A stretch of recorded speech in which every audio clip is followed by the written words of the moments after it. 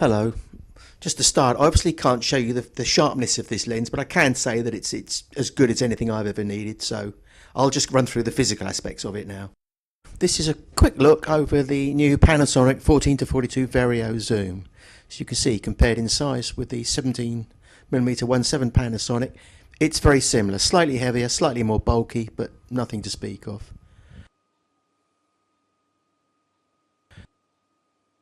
From the front, much the same. In fact, they look almost exactly the same size. They are virtually the same size. But this new lens, of course, packs a little punch because it's 14-42mm instead of just a straight 17. Here it is on the camera. Very nice. This is on the little Olympus EPL3. It doesn't dwarf the camera, which is nice. From the top, very similar. It's quite nicely proportioned. One thing to note here is that when you're using this on the Olympus, the shake system, Panasonic shake system, it doesn't work. You use the Olympus one. Okay, here's a comparison for the top with the 17mm. Again, much the same sort of size.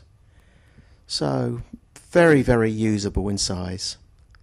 Now to show you, when you switch it on, the magic happens. Out comes the front, and suddenly you've got a little zoom lens. They've basically done this by making the focusing and the zooming power so all internal to the lens, so you don't have the rings on the outside and all the gearing necessary. So you can make the lens much smaller. I think it's really great, having been a photographer all my life, a professional photographer, to see somebody like Panasonic just doing something creative with cameras, with lenses, something really different and imaginative. This is astonishing technology, really. Here's the lens out, and now you see here I push it to the wide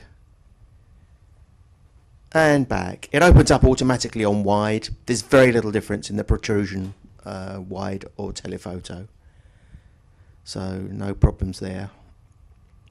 The focusing, well, it's all internal, basically nothing moves,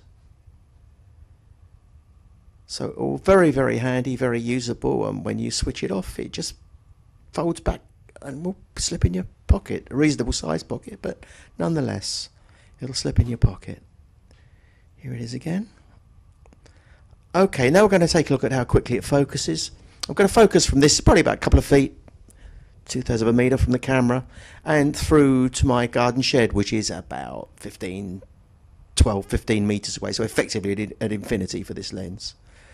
So let's zoom back. I'm going to hold the camera in front so as you can see how quickly it focuses. You'll see when I press the button how quick it picks up focus, and then to focus back on a distance. So here we go, watch my finger, and I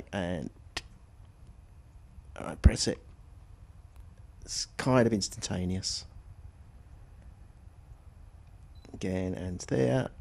There's a little green light, and you can see that it's more or less instantaneous.